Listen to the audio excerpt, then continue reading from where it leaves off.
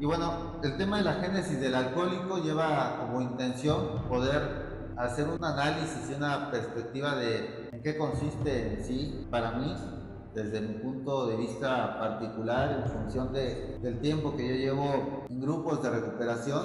Yo comencé en un grupo en Aragón a los 12 años de edad y a pesar de que a esa edad yo no había estado en contacto con el alcohol, drogas o algo por el estilo, sí traía ya una necesidad muy grande de empezar a revisar mi personalidad porque el paso de la infancia y en ese momento adolescencia estaba sintomatizando en mí una personalidad completamente desestructurada y propicia para cualquier tipo de adicción o dependencia o codependencia.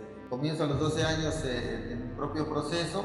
Los amigos que ahí sesionaban eran mucho más grandes que yo de edad y atraían estos temas, y al poder escuchar y aprender de ellos tuve la posibilidad de evitarme ciertos caminos, otros no me los evité, pero siempre de la mano de este grupo, de este tipo de terapéutica, pude yo estar muy cerca de mí a través de mis amigos.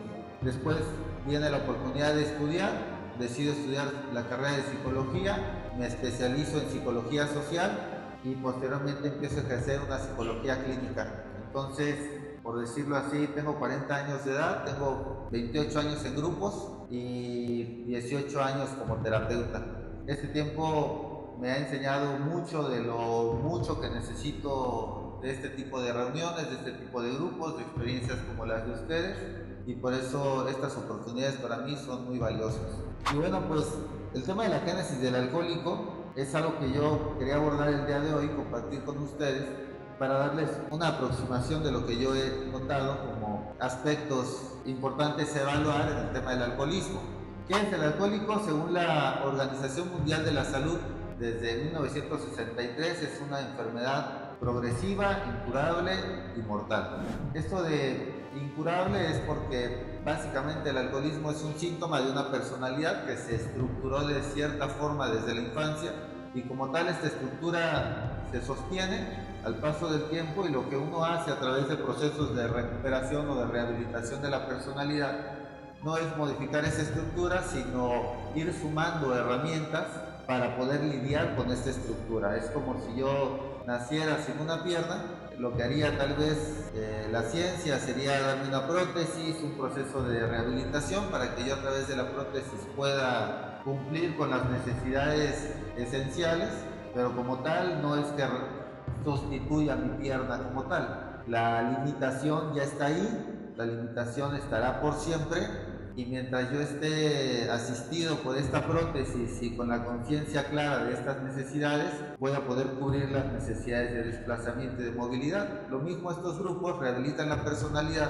para poder dar las herramientas que se requieren para tener una vida lo más funcional posible. Sin embargo, la personalidad es como un músculo que si no se ejercita se debilita y pierde la fuerza suficiente para esta funcionalidad. Entonces, si yo voy al gimnasio y fortalezco los músculos, puedo tener cierta fuerza, pero si yo abandono el ejercicio, eventualmente perderé esta fuerza también. Lo mismo sucede con la personalidad, por eso se dice que es incurable. Es progresiva porque hay una evolución de la neurosis, y aun cuando el alcohólico logre tapar la botella, la neurosis sigue su proceso, sigue su desarrollo. Incluso al ya no tener la válvula de escape que representaba el alcohol para el alcohólico, puede que la neurosis se potencialice más. Por eso muchos alcohólicos, después de tapar la botella, duplican o triplican su neurosis, porque esta va desarrollándose en el transcurso de su desarrollo, de su envejecimiento también. Y es mortal porque, bueno, esta enfermedad o esta condición nos va a acompañar hasta la muerte. Si bien una persona puede haber dejado de beber, la neurosis seguirá ahí hasta el último de sus días. Por eso es que no hay cura. Cuando a mí en terapia me preguntan que cuándo doy de alta, yo les digo, yo no doy de alta, porque dar de alta es asumir que te curaste, y aquí no hay una cura, no hay una alta como tal. Yo les digo, te puedes dar de alta el día que tú quieras, pero como tal es importante mantenerse en un proceso de rehabilitación y de sostenimiento para no recaer. El concepto de la OMS en cuanto al alcoholismo, tal cual es, dice, como cualquier deterioro en el funcionamiento físico, mental o social de una persona donde el alcohol es una parte del nexo causal que provoca dicho trastorno. Para la OMS eso es el alcoholismo, aquella en donde hay un deterioro del funcionamiento físico, mental o social de una persona en donde está involucrado el alcohol. Y bueno, como tal, hay algunos aspectos que se requieren para poder ser alcohólico. No cualquiera puede ser alcohólico, y para ser alcohólico está el aspecto genético, está el aspecto social y el aspecto de la personalidad. Estos tres aspectos ya en suma lo que dan es al alcohólico como resultado. En lo social hay un entorno que limita el desarrollo de la personalidad. Somos actores sociales, somos seres gregarios, por eso es que nos gusta estar reunidos, porque necesitamos de ese contacto con el otro. Al final el ser humano a nivel individual es sumamente vulnerable, impotente, limitado, pero la fuerza del ser humano está en la capacidad gregaria, y es una capacidad que aun cuando determina la principal fuerza del ser humano, no la hemos logrado conquistar. Seguimos con problemas de interpersonalidad, seguimos con dificultades de identidad, seguimos creando bandos, grupos, rivalidades, competencias, comparaciones, y todo esto impide que el entorno social sea un entorno propicio para el desarrollo de una personalidad. ¿Qué es la parte de la personalidad? Bueno, esta empieza en el hogar, a partir de una estructura que se funda en la desaprobación, en las humillaciones, en las comparaciones, en esta negación continua de lo que somos desde la infancia. Se desarrolla una personalidad deficiente para poder enfrentar las necesidades de la vida. Y la genética tiene que ver con un aspecto metabólico. El alcohólico como tal no metaboliza de la forma adecuada el alcohol, por eso es que hay un adormecimiento de la corteza prefrontal, y con ello lo que entendemos como desinhibición. Una vez que el alcohólico adormeció la corteza, se siente libre de sí mismo, de sus propios prejuicios, de sus propias autorrecriminaciones, y esto es lo que hace que el alcohólico en primer lugar se sienta en la necesidad de poder volver a ingerir, porque lo que está buscando como tal es liberarse de todo esto que inculcaron en él y que le impide. Si no hay este factor metabólico y la persona no se desinhibe a través del alcohol, difícilmente va a ver el alcohol como una buena alternativa para sentirse libre. Entonces, la suma de algunos factores son los que pueden determinar al alcohólico como tal. Dentro de las consecuencias, pues tenemos desde las enfermedades físicas, que tienen que ver con las enfermedades hepáticas, cardíacas, algunas formas del cáncer, trastornos mentales también en su abuso. El deterioro de su entorno social, que va desarrollando a través del abuso del alcohol, va desde los accidentes, conflictos interpersonales, alimentación familiar, abandono familiar, violencia, son aspectos que promueven el desarrollo y abuso del alcohol. Y dentro de la degradación de la personalidad hay algunos aspectos que ya están muy evidenciados para la ciencia, como puede ser el complejo de culpabilidad, que es donde el alcohólico como tal tiende a sentirse culpable.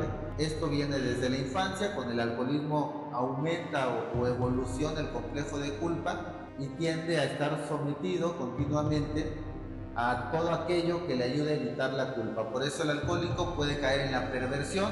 La perversión es evadir el castigo a través de obtener el placer, típicamente, y es así como va buscando ciertas comodidades, va intentando simplificarse la vida, complicándosela realmente cada vez más.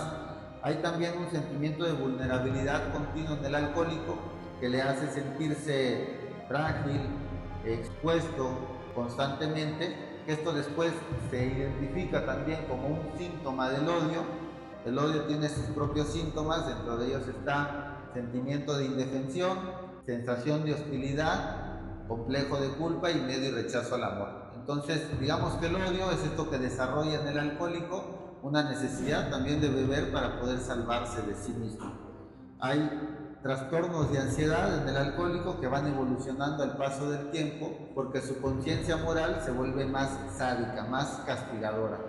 ¿Qué significa esto? Que lo que hacía el alcohólico con el alcohol es prácticamente bajarle el volumen a esa voz que autorrecrimina, que señala, que castiga, y ahí es ahí donde uno puede sentirse libre de estas recriminaciones. Sin embargo, cuando uno bebe, se adormece esa conciencia, y después que pase el efecto del alcohol, esta conciencia vuelve, pero más fuerte, más sádica, más castigadora, y la necesidad del alcohólico de librarse de esta conciencia es mayor, y por eso también su necesidad de volver a ingerir. Hay una desgobernabilidad también como deterioro de la personalidad que lleva al alcohólico a la impulsividad y a la compulsividad. ¿Qué quiere decir la impulsividad? Tomar decisiones emocionales, viscerales, sin tanto pensar. Y la compulsividad quiere decir que tiene actividades repetitivas que no puede parar.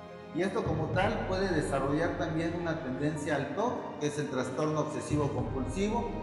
El alcohólico es obsesivo, es compulsivo y tiende a desarrollar diferentes tipos de fobias también. Y va desarrollando una personalidad cada vez más débil que lo vuelve más propenso a la dependencia. Es parte también del deterioro de la personalidad de un alcohólico.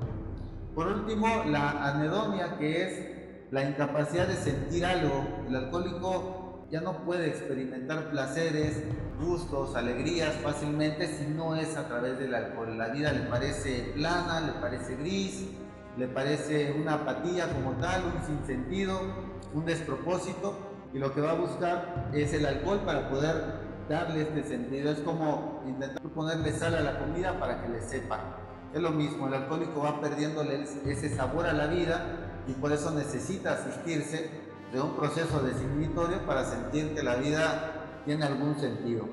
¿En dónde nace el alcoholismo como tal? Hay por ahí teorías que hablan de hace más de 9000 años, cuando en el Neolítico intentaron con el nacimiento de la agricultura, que no solamente da pie al inicio del alcohol, sino también al inicio del trabajo como tal. Lo que hace el Neolítico es conserva algunos frutos, algunas semillas para poder conservarlos, porque no existía energía eléctrica para refrigerar los alimentos.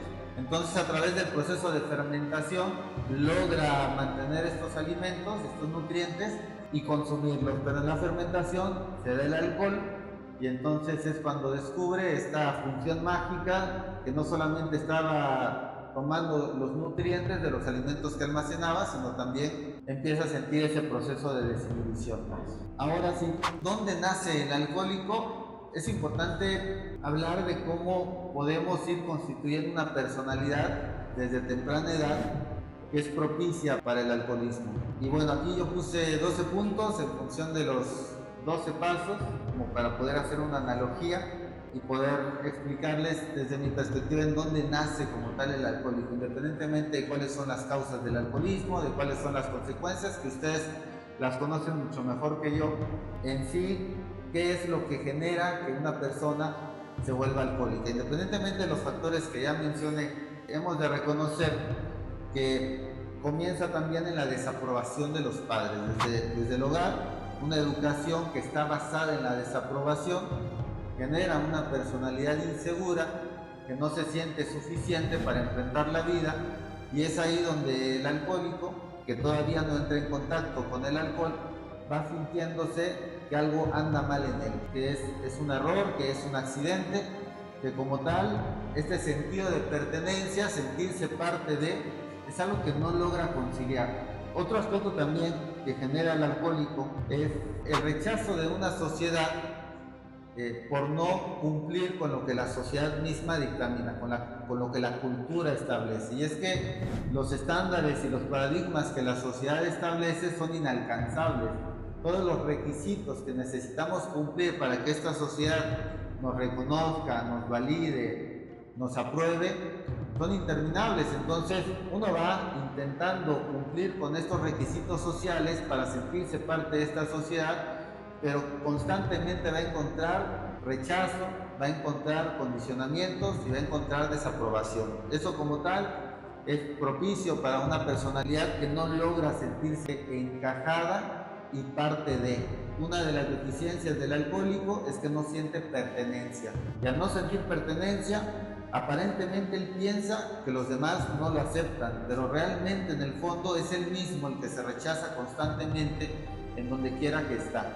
Por eso el alcohólico es un alienado que no logra sentirse cómodo en donde está, constantemente quiere regresar a casa, metafóricamente, pero a donde quiera que vaya no se siente en casa, es decir, ni en su propia casa se siente como tal en un lugar seguro. Por eso es que este autorrechazo constante lo lleva a estar buscando sentirse perteneciente, y a través del alcohol logra sentir fraternidad, logra sentir hermandad, compañerismo, y es parte de lo que busca el alcohólico también a través del alcohol. Otro aspecto importante también para poder ser alcohólico, que genera el alcoholismo como tal, es la vergüenza por ser.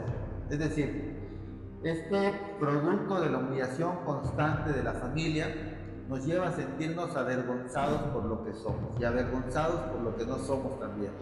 Hay comparaciones, hay mediciones, hay competencias que establecen los padres, que establecen las figuras de autoridad, que lo que buscan es incentivarnos, provocarnos para poder exigirnos más, pero esta exigencia fue aplastante, fue insaciable, la aprobación del padre nunca llegó. Entonces lo que sentimos al final es vergüenza por ser lo que somos. Esta vergüenza es como tal producto de un moralismo en donde estamos siendo señalados en función de la moralidad, una moralidad que no es congruente con nuestro actuar. Y esta falta de congruencia lo que genera es esta especie de pena por ser lo que somos, sentirnos insuficientes frente a otras personas, frente a grupos, y esta sensación de insuficiencia, esta vergüenza por ser, es parte de la autohumillación constante que estamos ejerciendo. Parte de lo que busca el alcohólico a través del alcohol es lograr dejar de humillarse a sí mismo frente a los demás.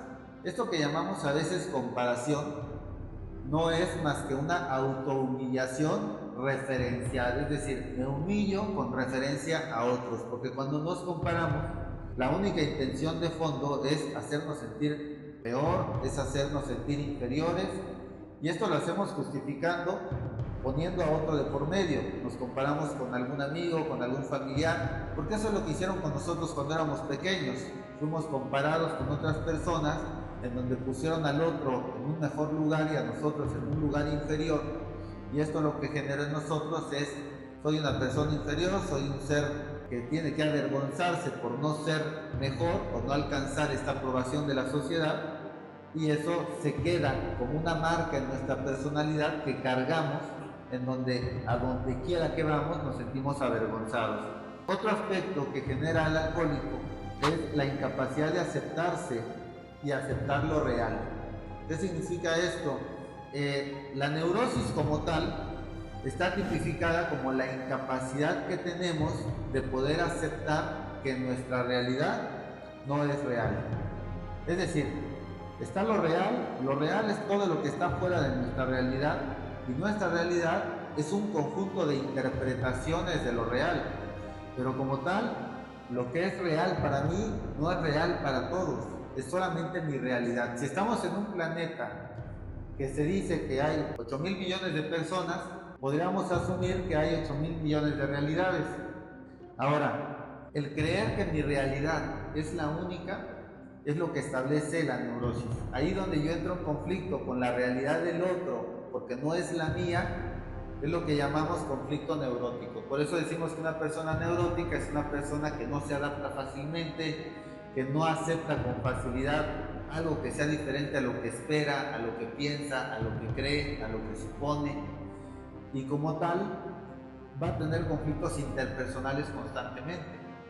Estos conflictos de no aceptarse, no aceptar lo real, es parte de lo que se mitiga también con el alcohol, porque cuando se adormece esta corteza en donde está la conciencia moral, el alcohólico ya no se vuelve ese ser celoso de su realidad, egoísta de su realidad, y es capaz de escuchar y es capaz de comprender también otras tantas realidades ajenas.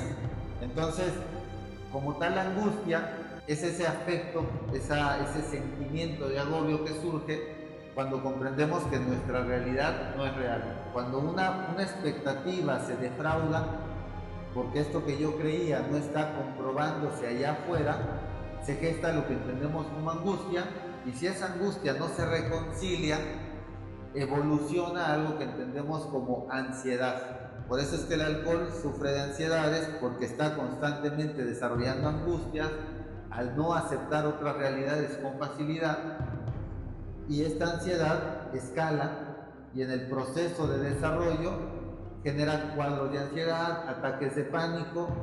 Por eso es que el alcohólico, al sentirse libre de la ansiedad, libre de la angustia, va a buscar el alcohol para poder mitigar esta constante sensación de ansiedad. el alcohólico como tal también suele caer en cuadros de ansiedad. ¿Qué pasa cuando hay un constante agobio de esta ansiedad?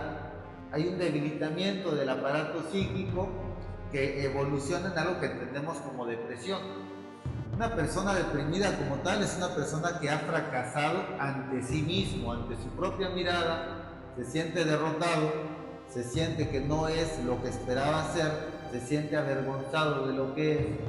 Y un cuadro depresivo nos puede llevar incluso a buscar prescindir de la vida. Entonces es como tal parte de la evolución que está buscando paliar el alcohólico a través del alcohol. Otro de los aspectos importantes en la génesis del alcohólico está en el sentimiento de insignificancia que le impide sentirse orgulloso de lo que es en su sociedad. Hay un síndrome que últimamente se ha hecho más reconocido socialmente porque también ha evolucionado más, y es el síndrome del impostor. El síndrome del impostor como tal estriba en que la persona, aun cuando tenga éxito, aun cuando alcance logros, aun cuando logre metas, se siente un impostor, siente que no son genuinas, que no son suyas, que no las merece, que no son válidas. Entonces está continuamente socavando y saboteando sus logros y su crecimiento. Entonces, parte de lo que busca el alcohólico del alcohol es sentirse por primera vez reconocido, validado por sí mismo, a gusto con lo que es, y no sentirse siendo un impostor o suplantando a otro cuando se trata de reconocer algún éxito o algún logro. La génesis del alcohólico también está en el miedo a la relación interpersonal. Es decir, este miedo a la relación interpersonal es reflejo de la ruptura de la relación intrapersonal. La relación intrapersonal es la relación que tengo conmigo mismo. Miren, si somos honestos, la única relación que tenemos es con nosotros mismos. No existe la relación con el otro. En un sentido profundo, no nos relacionamos con el otro. Nos relacionamos con la idea que tenemos del otro. Pero eso no es el otro como tal, eso es una idea que yo tengo del otro. Yo me hago un conjunto de ideas del otro y es con lo que me voy a relacionar. Ahora, cuando entro en conflicto con el otro, realmente no estoy entrando en conflicto con el otro, sino con ese conjunto de ideas que yo hice del otro. Es decir, estoy entrando en conflicto con algo que yo mismo creé. Si a mí me dice el nombre de una persona que conozco, de mi amigo Pedro, como tal, con lo que yo me relaciono es con ese conjunto de interpretaciones que he hecho de Pedro al paso del tiempo de conocerlo. Si llevo 20 años de conocer a Pedro, en esos 20 años yo he hecho interpretaciones cada que me relaciono con él. Esas interpretaciones forman lo que yo entiendo como Pedro y eso es con lo que me relaciono. Pero si yo le cuento quién es Pedro para mí a la madre de Pedro, a lo mejor ella dice, pues para mí eso no es mi hijo, porque no lo es, porque ella tiene a su propio Pedro. Y si hay 50 personas que conocemos a este Pedro en particular, hay 50 Pedros. Ahora, ¿cuál es con el que yo me relaciono? El que yo mismo construí. Y de pronto digo, Pedro me cae mal. Lo que me cae mal no es Pedro, es ese conjunto de interpretaciones que fueron deficientes desde un principio y fueron deficientes porque no me supe relacionar. Y eso es lo que constituye ese drama intrapersonal, ese conflicto conmigo mismo que yo pienso que es con el otro. Y es que la única forma de poder llegar a lo que somos, la única forma de poder llegar a esta relación con nosotros es a través del otro. Hay un proverbio árabe que ya les he compartido, que a mí me encanta, que dice, me busqué a mí mismo y no me encontré. Busqué a Dios y no lo encontré. Busqué a mi semejante y ahí encontré a los tres. Ahí estaba Dios, ahí estaba yo y ahí estaba mi semejante. Es decir, a través del otro puedo acceder a mí. El otro es el camino más corto y ancho para poder llegar a lo que yo soy. Si yo comprendo esto, voy a comprender que el otro no es el otro, sino soy yo, pero debajo de otra piel, por así decirlo. Y eso es algo que aquí, en este tipo de grupos, en donde uno abre su intimidad, puede dar cuenta que esa persona que parecía diferente a mí, distinta a mí, una vez que se sube a tribuna y habla de lo que es, pues parece que está hablando de mí. parece que estoy yo arriba de la tribuna, porque realmente estoy yo arriba de la tribuna. Aquello que me hace sentido es aquello que conecta con lo que yo soy. Por eso la empatía nos puede llevar a comprender, y esto lo explica el budismo de maneras más profundas, que como tal el yo no existe. El yo es un invento occidental que nos lleva a creer en la individualidad, pero como tal no existen seres individuales. Nadie de los que estamos aquí nos hicimos a nosotros mismos. Todos somos producto de una cultura, de una sociedad, de una serie de accidentes interpersonales e intrapersonales, y todo lo que creemos, lo que sabemos, lo que pensamos, son cosas que han depositado en nosotros y que están operando. Es como somos una parte de un todo. Entonces, si comprendemos que el yo no existe, con eso se borraría cualquier drama personal que creamos tener. Ahí, cuando yo escucho al otro, me doy cuenta que no estoy solo. ¿Por qué me siento solo? Porque he caído en una individualidad, porque me desconecté del otro, porque caí en el drama del yo, porque creo que lo que estoy viviendo yo solo lo estoy viviendo yo. A través de estos grupos uno deja de sentirse solo. El alcohólico se siente profundamente solo. Cuando se da cuenta que no está solo, porque alguien abre su corazón y le cuenta su propia vida en otra vida, entonces hay esperanza, y eso nos ayuda a sentirnos mejor con nosotros mismos. Por eso es que entender que en la medida que yo me relaciono sanamente con los demás, aprendo una cosa: aprendo a relacionarme mejor conmigo mismo. En la medida que yo aprendo a ser comprensivo, a ser empático, a no juzgar, a no señalar, a no criticar, a no ver solo los defectos del otro, sino también ver sus virtudes, en esa medida aprendo a hacer eso conmigo mismo. Y eso lo que genera en mí es menos neurosis, menos angustia, menos ansiedad, más paz intrapersonal. Esa paz intrapersonal es la que estamos buscando al final a través del alcohol, pero no lo estamos logrando. Por eso es que a través de un proceso de rehabilitación se logra. Y es importante entender que el problema nunca es con el otro. Cuando a mí en terapia me preguntan, me platican un problema con alguna relación, un problema con la pareja, un problema con los padres, un problema en el trabajo, y me dicen, ¿cómo ves? ¿El problema soy yo? Les digo 100%. ¿Pero por qué? Y entonces necesito explicarles el por qué el otro simplemente es un medio a través del cual están entrando en conflicto con ellos mismos.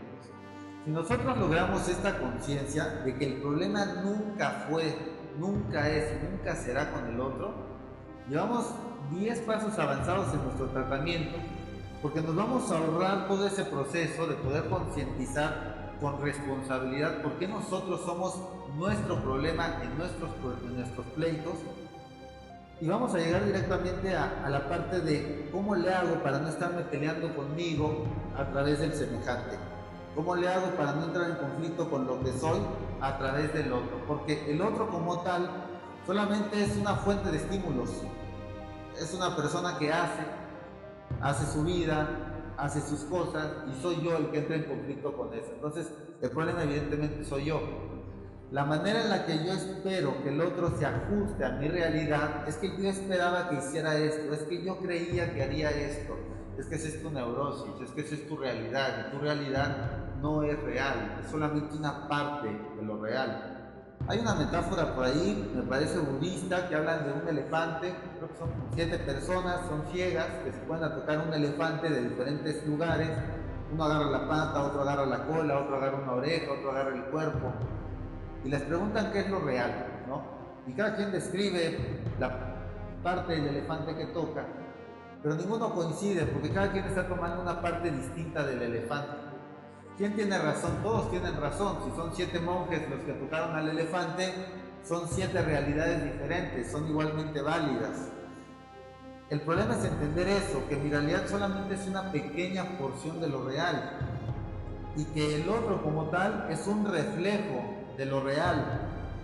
Lo que yo entiendo en el otro es mi realidad, es mi conjunto de interpretaciones. Si yo interpreto adecuadamente al otro, voy a tener una sana relación conmigo y con el otro.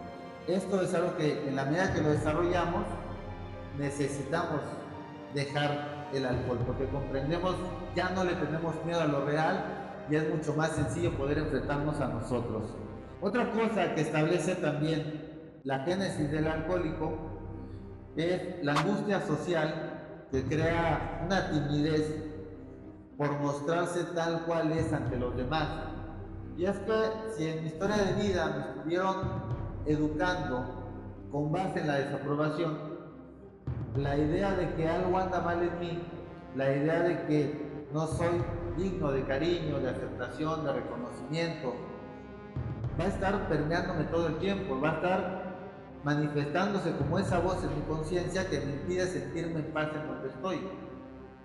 Eso genera algo que se llama angustia social. Hoy mucha gente se siente muy orgullosa de saber estar solo y de buscar celosamente su soledad, creyendo que entonces no son dependientes porque saben estar solos. Pero no se dan cuenta que buscan su soledad no porque sepan estar solos, sino porque no saben estar con los demás. Es muy diferente sentirme cómodo conmigo mismo porque me disfruto, porque me acepto, a buscar la soledad como un refugio a través del cual me alejo de los demás. ¿Por qué me quiero alejar de los demás?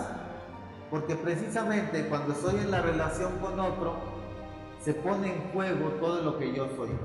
Esa conciencia moral se ha evidenciado en muchos casos experimentativos, que la conciencia social crece, se fortalece en la presencia de otro. Pusieron un experimento, una ocasión, en donde una persona pusieron un contenedor con muchas monedas en una vía pública y pusieron un letrero que decía: toma lo que necesites.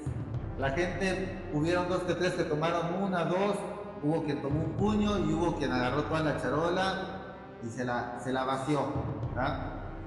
Después hicieron ese mismo experimento, pero pusieron la foto de una persona que te estaba viendo. Y el resultado fue que las personas empezaron a tomar menos dinero. Incluso hubo gente que por pena no tomó. A pesar de que lo que estaba ahí era una imagen, era una foto, no una persona real, se observa que la gente eleva su carácter moral cuando está en presencia de otro. Cuando nos sentimos mirados, nuestra forma de actuar cambia, se modifica. Por eso dice la física cuántica que los átomos modifican su comportamiento cuando son observados. Quiere decir que el observador influye en el entorno también, en la realidad. Y esto lo hicieron a través de experimentos con un disparador de átomos, que era un disparador de átomos al azar, y se daban cuenta que cuando disparaban los átomos no tenían un patrón, pero cuando había un observador, habían patrones en las marcas que dejaban los átomos disparados. Entonces se dieron cuenta que el observador influye y que para que esta realidad se cree, es importante que exista alguien que la nombre. Entonces la realidad existe siempre que hay un observador que lo nombre. Y aquí el problema no es ese, sino de qué forma estamos nombrándolo. De qué forma me estoy nombrando a mí cuando estoy frente al otro. De qué forma me veo, me reconozco. Hay gente que me dice: es que siento que me juzgan, siento que me están criticando por cómo vengo vestido, por cómo soy, por mi apariencia. No se percatan que son ellos mismos los que se están criticando, pero están proyectándose, y eso es lo que llamamos principio de proyección, en el otro. Creo que el otro está haciendo lo que yo estoy haciendo realmente. Entonces, en alguna ocasión, en un grupo en el que yo sesionaba, nos reuníamos ciertos días para tomar café en un beat, y en esa ocasión yo llegué un poco tarde y este amigo estaba afuera, sentado en una banca.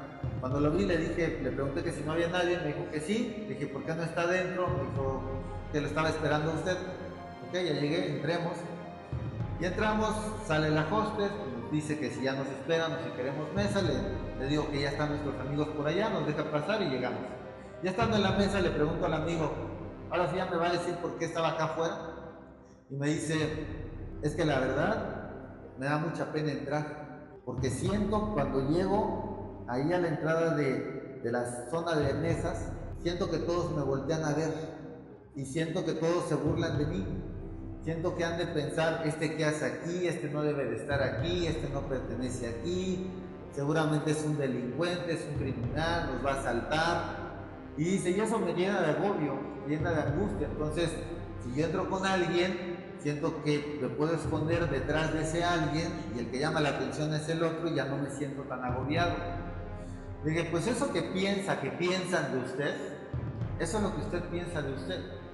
Eso evidencia una relación intrapersonal completamente rota, en donde no ha trabajado con el autoconcepto, donde no ha reconciliado que lo que él es no es eso que le dijeron que era, porque seguramente esos adjetivos los aprendió, alguien se los dijo, alguien lo buleó, lo humilló, se burló de él, lo señaló y no tuvo la fuerza suficiente para defenderse de esas críticas, de esos señalamientos, y eso se transforma en timidez o inseguridad, que ya propiamente en la psicología le entendemos como angustia social porque se evidencia cuando estamos ante la presencia de otro.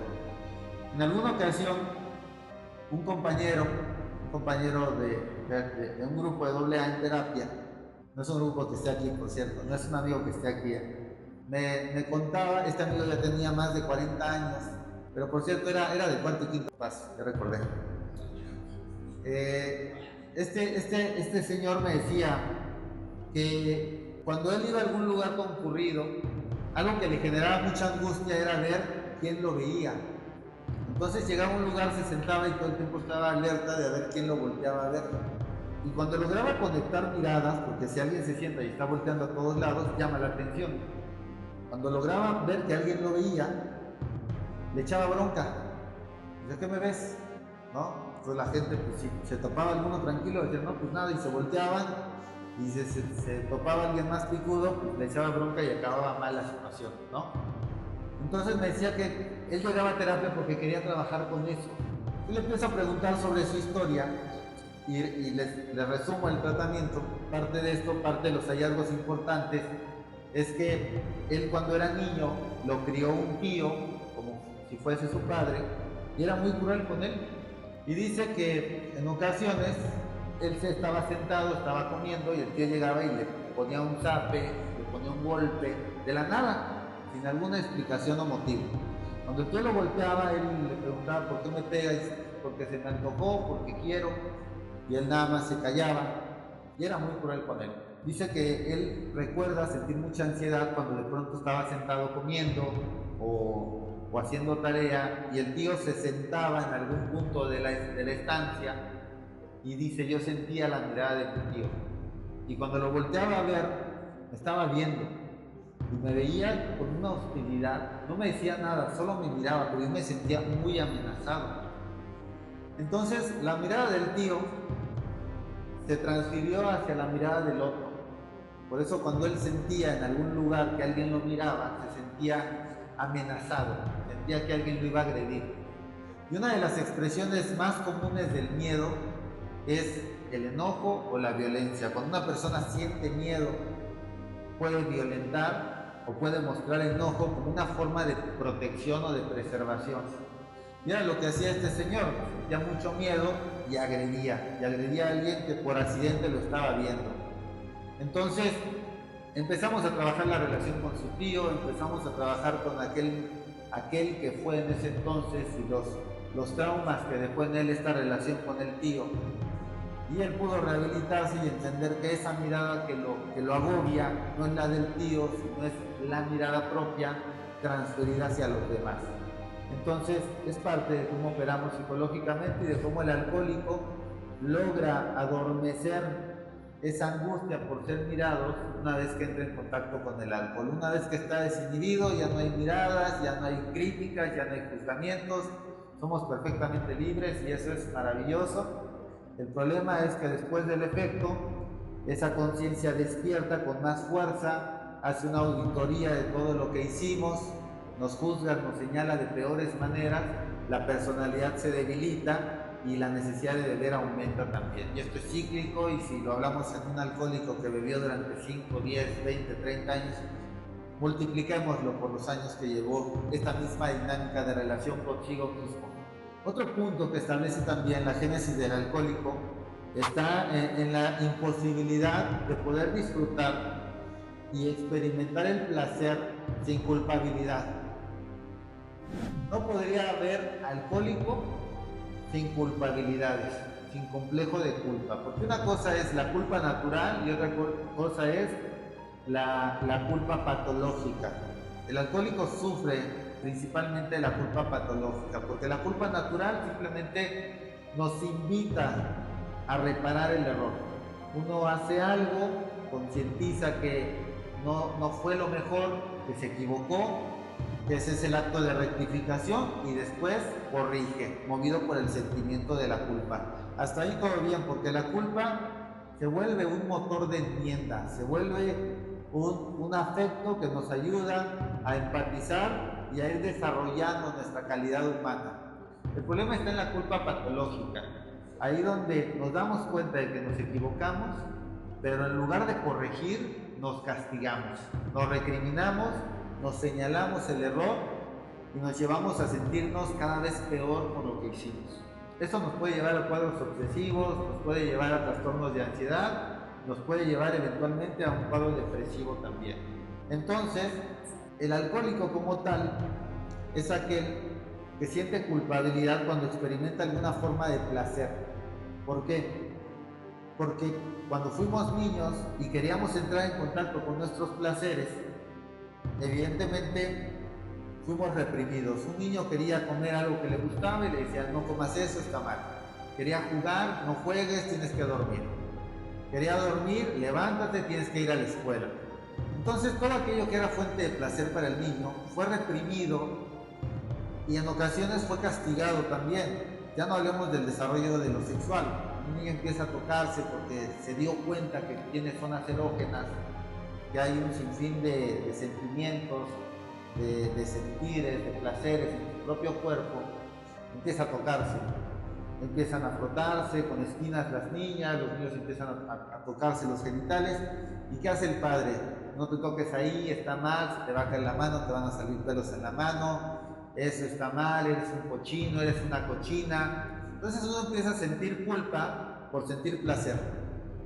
Ya no digamos de los juegos primarios, ahí donde dos niños están tocando, están experimentando y se les castiga, se les golpea, se les dice que eso no debe de suceder, que eso está mal, que no lo hagan.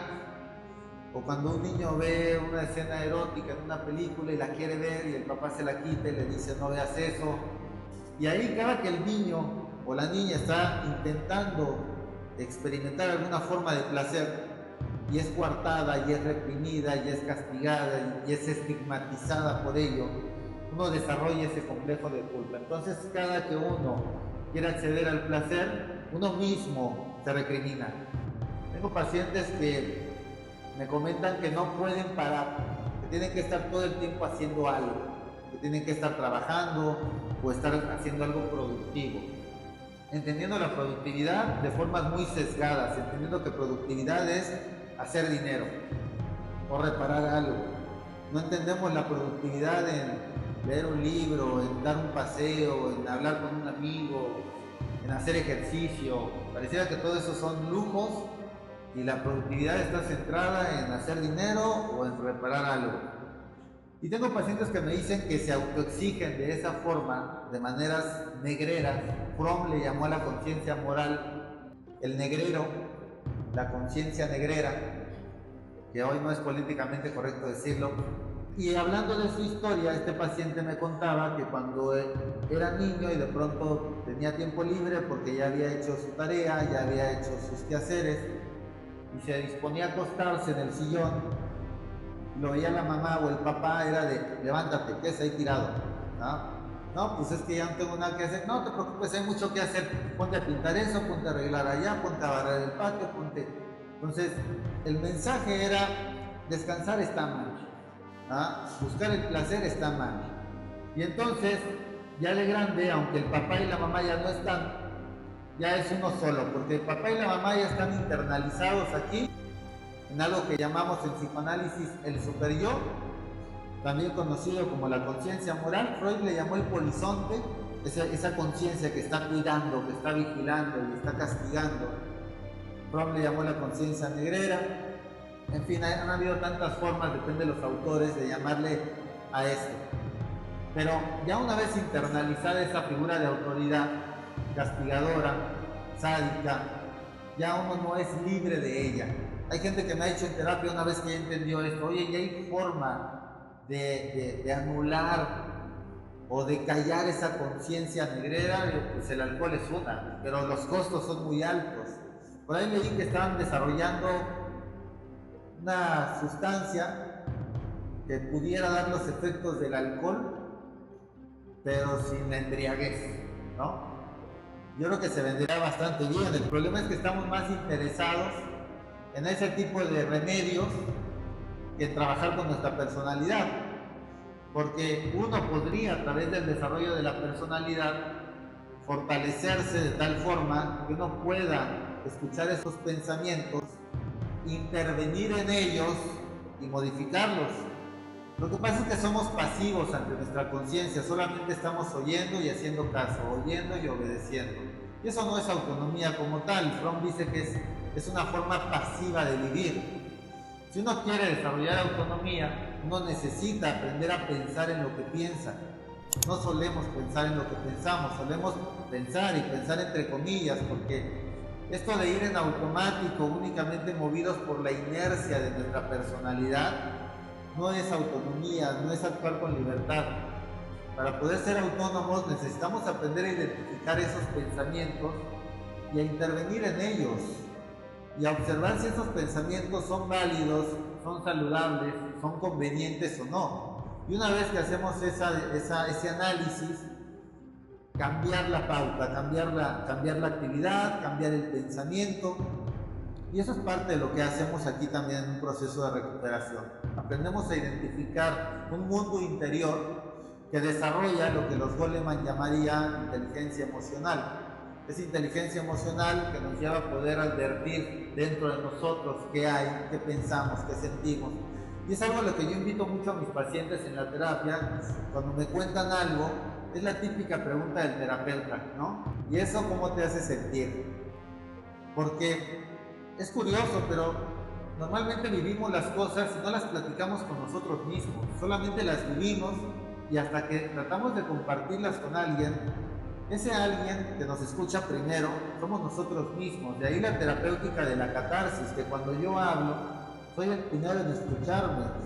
Y muchas veces ni siquiera necesitan decirme nada. Si yo estoy aquí hablando, estoy aprendiendo de mí, estoy escuchándome a mí, estoy sincerándome conmigo.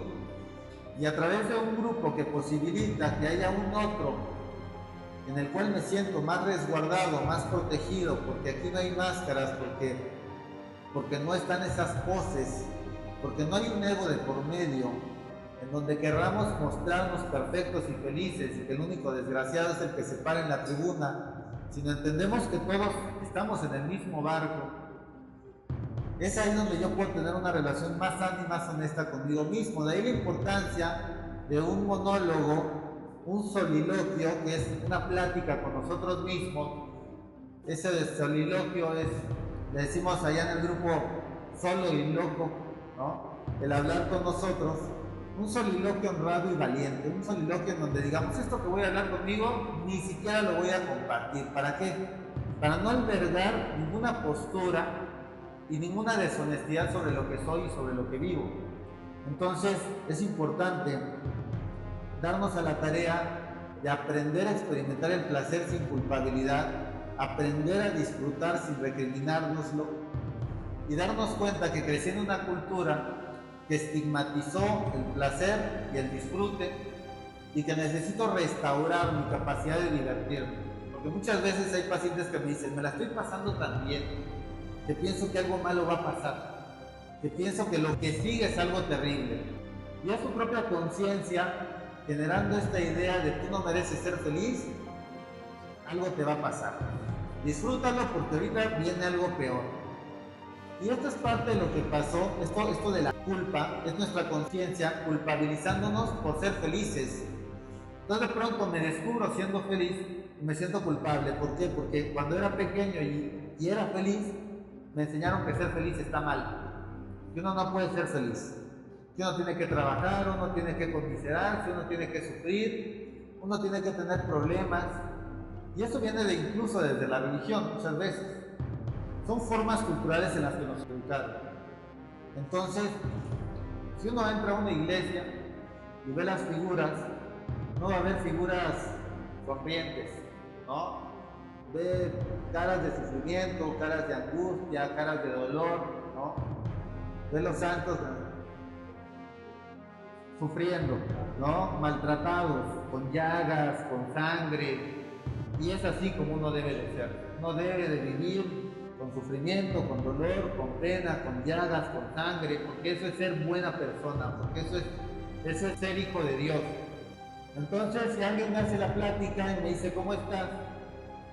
Yo lo que quiero es que vean que soy una buena persona. Entonces me voy a conmiserar. No, pues hay más. Si me dicen, ¿qué tal el trabajo? Pues ay, ¿qué es lo bueno? Y pues, ¿para qué quejarse? Pero pues la vez que está tranquilo, casi no hay ventas, ¿no? ¿Cómo vas con tu esposa? Ya sabes, siempre haciendo las cosas mal, no me valora, no me reconoce, ¿no? Y es lo que en el fondo busco, es un apapacho. Lo que en el fondo busco es un quiéreme, ámame, valórame, porque hacemos una cultura de la conmiseración, donde nos vemos con miseria, y cuanto más conmiserado, mejor persona soy. Y todos queremos ser buenas personas. Entonces, se vale conmiserarse, porque sé que voy a obtener apapacho, porque sé que soy un hijo de Dios, porque sé que estoy haciendo las cosas buenas, porque incluso en las novelas, el bueno es al que todo le va mal. Es al que lo joden, es al que le hacen, es al que sufre. Ya hasta el último capítulo es donde las cosas le van bien, termina la novela, ¿no? Y el malo es el que siempre está haciendo las cosas para que el otro sufra, es el que goza, es el que siente el placer, es el que disfruta a lo largo de la historia con sus villanías, con sus travesuras. Pues, si la vida fuera una novela, yo quisiera ser el antagónico, ¿no? El malo, porque la pasaría mejor. Entonces, creo que el poder ir dando cuenta que tengo todo el derecho a ser feliz, tengo todo el derecho a disfrutar, a experimentar placer, y no por ello voy a ser castigado divinamente, ni circunstancialmente, es parte de lo que tenemos que trabajar. Un paciente que es obsesivo compulsivo tiende también a los fatalismos y a los catastrofismos, y estos se van a acentuar cuando algo bueno le pase. Entonces, gente que me dice, de pronto tengo el miedo de que algo terrible va a pasar, y cuando observamos, están pasando cosas buenas en su vida. Entonces, él dice, esto es muy bueno, significa que algo malo viene a continuación. Esto lo observé también cuando fue el sismo de septiembre, el último fuerte. Ahí donde yo vivo, aquí en su casa, cerca de ahí, fue una zona de desastre. Se cayeron edificios, casas, familias se quedaron atrapadas. Y recibí varios pacientes con estrés postraumático. Estaban los pacientes a los que se les cayó la casa y pacientes a los que no les pasó nada. ¿Cuál de estos pacientes creen que fueron los que desarrollaron estrés postraumático? A los que no les pasó nada. Sintieron culpa, no se daban cuenta de que sentían culpa porque al vecino se le cayó el edificio encima con su familia adentro, y como a mí no, ¿por qué a mí me va bien y al otro no? Entonces quiere decir que algo peor me va a pasar. Y ese es el estrés postraumático, es vivir con ese miedo de algo terrible viene. Y ya ni siquiera es otro sismo, le salió una ronchita y seguramente esto es cáncer. Se le cayó el cabello y seguramente es un tumor. La mamá le decía, voy a viajar a Estados Unidos y se le va a caer el avión. Y todo el tiempo estamos aterrorizando, y esos pensamientos catastróficos y fatalistas están íntimamente relacionados con la culpa, con esa culpa castigadora, esa culpa sádica, esa culpa patológica, en donde nos estamos aterrorizando por no cumplir con lo que consideramos se debe de cumplir en esta vida. Otra parte de la génesis del alcohólico está en la falta de sentido de pertenencia que solo logra experimentar bajo la anestesia del alcohol. Como se los mencionaba hace rato, el poder sentirme parte de un grupo solamente a través del alcohol. Es maravilloso como yo cuando he ido a fiestas, reuniones, veo que llega alguien, llega tímido, llega introvertido, llega aislándose, Y conforme empieza a fluir el alcohol, empieza a liberarse de esa jaula que es su propia conciencia. Y de pronto ya lo ves sociabilizando, ya lo ves bailando por allá con un grupo de amigos, ya lo ves haciendo plática allá con algunas personas. Y es porque ya no se siente avergonzado por sí mismo, ni se siente rechazable, ni se siente insuficiente o indigno de poder ser querido o reconocido por otras personas. Entonces, trabajar con nuestras deficiencias, con nuestras susceptibilidades para poder relacionarnos mejor es esencial también. Parte de la génesis del alcohólico está en la apatía y esterilidad que sufre el que no ha sabido construir su propio sentido de vida y solo tolera su existencia. Es decir, vamos construyendo nuestra vida sin concientizar, únicamente tropezadamente, tomando decisiones impulsivas. Tengo pacientes que están por casarse y les he preguntado, bueno, ya tienes el anillo de compromiso, ya tienen la fecha, ya tienen el salón, platícame para ti qué es el matrimonio. No saben responder. Para ti cuál es el rol de esposo o el rol de esposa y no saben responder. O peor aún, les pregunto, ¿y para tu pareja qué significa el matrimonio? No, pues no le he preguntado. Pero ya está todo listo para casarse y simplemente están reproduciendo un paradigma social que nos promete la felicidad, pero que no nos lleva a ningún lugar. En el grupo en el que yo estoy, hay una canción que a mí me gusta mucho, porque ahí hay grupos musicales que crean sus propias canciones con una función más terapéutica. Y hay una canción que se llama No vuelvo al mundo. Esa canción habla de este mundo. Hay una parte donde dice, ya no vuelvo al mundo aunque me ofrecieran ser dueño de todo. Y es que este mundo que nos ofrecen, en donde si cumplimos con ciertos requisitos vamos a ser felices, no es otra cosa más que una trampa. El fundador del grupo en donde estoy, el doctor Leonel, dice, a mí me dijeron que si yo estudiaba, que si yo tenía hijos, me casaba, que si mis hijos se volvían personas de bien y estudiaban, yo iba a ser feliz. Y ya cumplí. Estudió, se hizo médico, estudió el posgrado, se casó, matrimonio de más de 50 años, en el que no se separó ni un solo día de su vida de su esposa por pleitos. Falleció su esposa, él sigue con vida. Me casé, tuve un matrimonio próspero, tuve 2 hijos, mis 2 hijos estudiaron, los 2 tienen doctorado, tienen economía. Dice Eli, ¿y dónde está mi felicidad? Yo cumplí, ¿dónde está esa felicidad que me prometieron? Entonces él dijo, yo desarrollé mi vida tratando de ser, y voy a entrecomillar, buen estudiante, buen profesionista, buen esposo, buen padre. Me di cuenta que eso no me llevaba a ser feliz, porque para poder cumplir con todo eso tenía que reprimirse a sí mismo, tenía que renunciar a él. Hoy lo entendemos como codependencia, aquel que se abandona a sí mismo por la aceptación y el reconocimiento de otro, ya sea una persona o una sociedad.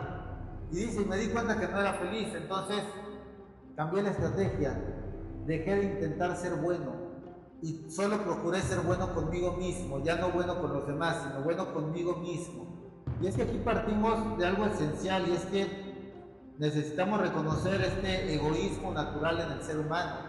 El egoísmo es algo esencial. No existe un solo ser humano que no sea egoísta. Todos lo somos. Por eso decirle a alguien, ¿eres egoísta?, es decir nada, porque todos lo somos. Sin embargo, se toma como algo negativo porque moralmente se nos instituyó que uno necesita poner el bien colectivo por encima del bien individual. Y uno necesita comprender que no es una u otra, que siempre van de la mano, que no existe el bien individual si no es a través de un bien colectivo, y que no existe un bien colectivo si no es a través de un bien individual. Hay gente que me dice, es que no sé si hacerme bien a mí o hacerlo por mis hijos. No sé, cuando están en una relación que no funciona y no saben si separarse o no, porque entonces yo me quiero separar, pero entonces le voy a hacer daño a mis hijos. Y es como, ¿qué elijo? ¿Mis hijos o yo? Le digo, es que es lo mismo. Si te eliges a ti, eliges a tus hijos. No hay forma de elegirte a ti y desgraciar a tus hijos. Y si la hay, quiere decir que entonces tampoco te está haciendo bien a ti. Porque una persona que no es feliz en una relación, contamina a los hijos también. Yo he tenido en consultorio más reclamos por gente que nunca se separó. Es decir, reclaman que sus padres, con tal de estar juntos, se hicieron la vida de cuadritos, y eso genera más dolor y lastimación en los hijos, porque además da una serie de ejemplos de lo que es una disfunción relacional que se aprende. Y si uno crece normalizando estas dinámicas malsanas de relación entre papá y mamá, uno las reproduce en sus relaciones, porque el concepto del amor se instituye en nosotros en función de lo aprendido. Somos seres de emulación, todo lo que hacemos lo aprendimos, y depende de quiénes fueron nuestros ejemplos, son las posibilidades que tenemos de tener éxito o de fracasar en las relaciones interpersonales. Entonces, si uno no es feliz en una relación, y uno ya intentó, y uno ya comprendió que uno solo no va a salvar una relación que está hecha para ser cargada por dos, y decide separarse, aún teniendo hijos, también va a beneficiar a sus hijos, porque puede dejar un mensaje de fondo lleno de dignidad y de amor propio. Me separo de tu padre o me separo de tu madre por amor propio, para no hacernos daño, porque en una relación codependiente, con uno de los dos que decida salvarse a sí mismo, salva al otro también. Entonces, algo que necesitamos entender esencialmente es que nosotros vamos construyendo nuestra vida, consciente o inconscientemente. Hace poco leí una frase que decía, si tuvieras un libro para leer y solo tuvieras la oportunidad de leer cada hoja una sola vez, ¿con cuánta atención lo leerías? Sabiendo que ya no hay forma de regresar a la hoja. Y dice al final, pues eso es la vida. La vida solamente la podemos ir escribiendo en la práctica misma, y no hay oportunidad de echar la hoja hacia atrás. Entonces, hay gente que llega a terapia después de una vida construida inconscientemente, que es como escribir un libro con los ojos cerrados, y después cuando intentan leer, no entienden qué hicieron. Cuando les digo, ¿por qué te casaste? ¿Por qué tuviste hijos? ¿Por qué renunciaste a ese trabajo para irte a este? ¿Por qué ya no estudiaste? Y entonces no saben explicar bien, porque la mayoría de nuestras decisiones no las tomamos con la conciencia, sino en la búsqueda de la aprobación. Yo tengo una compañera, tuve una compañera en la carrera que se graduó con excelencia académica de psicología. Yo la acompañé a recibir su título. Cuando veo su título, mención honorífica, 10 de calificación, le dije, felicidades. Me dice, gracias, esto nada más es para mis papás. Ahorita que llegue a la casa se los voy a aventar, le voy a decir, ahí está, su título, y ahora sí, me voy a dedicar a lo que yo quiero. Y la chica actualmente, hasta donde me quedé, se dedica a leer el tarot y a dar clases de baby dance, ¿no? Entonces, esencialmente, desperdició más de 4 años de su vida. Porque si ese tiempo lo hubiera invertido en lo que después hizo, al terminar la carrera ya tendría mucho mayor experiencia, mayor crecimiento. Una vez un compañero en la carrera decía, al no llevar la tarea, la maestra le preguntó por qué no trajiste la tarea y dijo, es que tengo que trabajar. Le dijo, pues si tienes que trabajar, tal vez la escuela no sea para ti, y hay que entender que no todo es para todos. No todos tenemos que pasar por ese mismo camino para llegar a donde socialmente se nos dice que vamos a llegar, que es ser alguien, ¿no? Y es que ya todos somos alguien. A pesar de eso, no nos sentimos siendo alguien. Hay un filósofo que se llama Darío Stanriver, argentino, que hizo un video, si lo buscan por ahí lo van a encontrar, se llama Nadie puede ser feliz. Y lo hace en función de esta retórica de que se nos educa diciéndonos que para poder ser felices tenemos que ser alguien. Entonces, precisamente en ese intento de ser alguien, terminamos siendo infelices. Por eso él dice, nadie puede ser feliz, porque si intentando ser alguien termino siendo infeliz, aceptando ser nadie, puedo descolocarme de esas cargas de tener que hacer lo que dice esta sociedad y ser feliz. Entonces, dejar de perseguir ser alguien en la vida, comprender que ya somos alguien, comprender que no necesitamos ese estatus, ese éxito construido socialmente para poder ser felices, nos va a ayudar mucho. Entonces, el poder construir una vida con mayor conciencia, el poder modificar esta vida, porque como les explicaba hace un rato, ¿dónde está el otro? El otro está aquí. Si yo entiendo que el otro está aquí, ¿dónde está mi pasado también? Mi pasado, lo que yo llamo mi pasado, no es el pasado como tal, sino es toda la interpretación del pasado que traigo conmigo. Esas interpretaciones que tengo sobre mi pasado se pueden modificar. Dicho de una forma poética, podemos cambiar el pasado, porque lo que tenemos que cambiar no es lo que ya pasó, eso ya pasó. Lo que tenemos que cambiar son estas significaciones e interpretaciones patológicas que hicimos de nuestro pasado para poder modificar lo que hoy somos como personalidad. Entonces, por eso cuando uno llega a un grupo como estos, gradualmente uno cambia de esposa, cambia de trabajo, cambia de hijos, y no necesariamente, bueno, hay algunos que sí, ¿verdad? Pero no necesariamente porque verdaderamente cambien a la pareja o cambien a los hijos o cambien del trabajo, sino que, volviendo a lo que platicábamos, si la esposa, los hijos, el trabajo, eso está aquí, y yo cambio esa forma de interpretar a mi esposa, a mis hijos, mi trabajo, pues lo estoy cambiando también en mí. Y eso es lo que necesitamos hacer. Muchas veces terminamos una relación no porque ya no queremos estar con la persona, sino porque ya no queremos ser esa persona que somos en esta relación. Entonces el problema nunca fue la persona. Cambio la pareja, traigo otra nueva, pero sigo siendo la misma persona.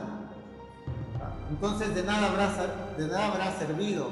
Se vuelve un despropósito. ¿Qué es lo que necesitamos hacer? Comprender, como lo decía hace rato, el problema está aquí siempre. El problema no es mi pareja, el problema no es mi trabajo, el problema no son mis hijos. El problema es la inadaptabilidad que tengo a la hora de relacionarme conmigo a través de mi esposa, de mis hijos, del trabajo, porque al final todo nos remite a lo mismo. Solo existe la relación con nosotros mismos, con el otro nunca. La génesis del alcohólico también está en la inexistente intimidad, producto de la superficialidad con la que se relacionan las personas, por no poder hablar de nuestra realidad interior. Es decir, necesitamos no solamente relaciones gregarias, sino también necesitamos vínculos íntimos. Un vínculo íntimo es ahí donde yo puedo abrirme tal cual soy, decir lo que soy, lo que siento, lo que pienso, sin pena, sin vergüenza. Eso no lo tiene el alcohólico. Por eso es que necesita beber para poder abrirse, aparentemente ante el otro, realmente ante uno mismo. Porque no es que el otro me juzgue lo que me impide abrirme, es que yo me estoy juzgando frente al otro. Por eso me da pena lo que digo y por eso me callo y por eso ya no cuento más. No porque el otro me esté juzgando, sino porque yo me estoy juzgando, me estoy criticando cuando estoy compartiendo algo íntimo, me avergüenzo de mí y me callo. Pero ya con el alcohol no pasa eso. Con el alcohol puedo decir hasta misa y no me siento juzgado por el otro porque no me estoy juzgando a mí mismo. No hay proyección. Si nosotros aprendemos a reconciliar lo que somos, dejamos de avergonzarnos porque lo aceptamos. Si yo me acepto, acepto lo que fui, acepto lo que soy, no siento vergüenza de mí, entonces puedo abrir lo que soy ante quien sea, porque no hay problema ante la crítica, porque aunque el otro me critique, yo me acepto, porque aunque el otro me juzgue, yo me acepto. Una persona que se acepta a sí misma no tiene problema para intimar con nadie más. Puede ser un libro abierto, puede contar lo que es, lo que hice, lo que hizo, lo que vivió, frente a quien sea, donde sea, y no tiene vergüenza. Entonces, esa imposibilidad de intimar por la no reconciliación de lo que somos es parte de lo que genera también en una persona el alcoholismo, que a través del alcohol puede intimar, puede abrirse, puede decir lo que siente y lo que piensa. Y bueno, por último, la génesis del alcohólico también está en la urgencia por escapar, así sea brevemente de una vida que no soporta, porque antes que procuraba conscientemente es apenas una suma de accidentes y precipitaciones ante los cuales la vida le exige responder. Entonces, la vida nos exige todo el tiempo responder con lo que nosotros mismos nos comprometimos, pero el alcohólico es un indolente. El alcohólico cobardemente va asumiendo compromisos sin cumplirlos, porque cree que el compromiso es allá afuera. No se da cuenta que el compromiso siempre fue con él. Hay gente que me dice, es que no tengo tiempo para mí. Y les pregunto, ¿por qué no? Porque tengo que cuidar a mis hijos, porque tengo que llevar a mi esposa al trabajo, porque tengo que trabajar, porque... Y todo eso que me dices, ¿qué es? Eso es tiempo para ti. Lo que pasa es que necesitamos comprender que como actores sociales, que como entes gregarios, tenemos roles por cumplir que van a posibilitar esta vida social, moral y ética. Es decir, al yo ejercer el rol de padre, si es que lo elegí, estoy cumpliendo conmigo, estoy dedicándome tiempo a través de mis hijos, estoy a través de mis hijos cubriendo esa necesidad de padre que adquirí cuando asumí el compromiso como padre. No me deben nada, el compromiso no es con ellos. Si yo decidí tener una relación de pareja, cuando dedico tiempo a mi relación de pareja, me estoy dedicando tiempo a mí, pero a través de mi pareja. Mi pareja no me debe nada porque no le estoy dando nada a ella, me lo estoy dando a mí a través de ella. Si yo dedico tiempo a trabajar, me estoy dedicando ese tiempo a mí, estoy cubriendo una sensación de utilidad, de una necesidad de sentirme útil, que el trabajo me posibilita y además me pagan. Pero uno no lo ve así, uno cree que le está haciendo un favor a los hijos, le está haciendo un favor a la esposa, le está haciendo un favor a la empresa o a los clientes. Y entonces ver una vida así, pues genera frustración, genera peso, genera carga. Y llegan a terapia diciéndome cómo le hago para escapar de esta vida que no me gusta. Y no es que no nos guste esta vida, sino que no nos gusta cómo la estamos viviendo, sino no nos gusta lo que sentimos al experimentar esta vida. Pero es falta de introspección, es falta de interioridad, es falta de desarrollo de conciencia, es falta de espiritualidad lo que nos lleva a sentirnos infelices en la vida que tenemos. Tenemos las mismas posibilidades de ser felices con esposa, sin esposa, con hijos, sin hijos, con trabajo, sin trabajo, ¿ah? Pero necesitamos profundizar sobre estos conceptos y estas nociones para entender que la vida no es hacia afuera sino hacia adentro y que el entorno como tal solamente es un conjunto de estímulos que van a posibilitar una vida interna. Como tal no nos relacionamos con el mundo es el medio a través del cual nos relacionamos con nosotros mismos. Ustedes son parte de mi mundo, son parte de lo que posibilita que yo platique conmigo a través de ustedes. Por eso les agradezco mucho por la oportunidad de estar acá, siempre agradecido porque a mí me nutre mucho esto, me llena mucho esto y espero también poder contribuir con sus procesos, aunque sea con un granito de arena esta tarde, porque todo esto que yo les he compartido no es mío, todo esto me fue dado en algún momento a través de mi proceso de vida, de mi proceso de formación, de amigos como ustedes, y únicamente estoy devolviendo hacia ustedes lo que es de ustedes y me siento el más beneficiado esta tarde. Les agradezco muchísimo por la invitación. Padrino, un gusto verlo otra vez.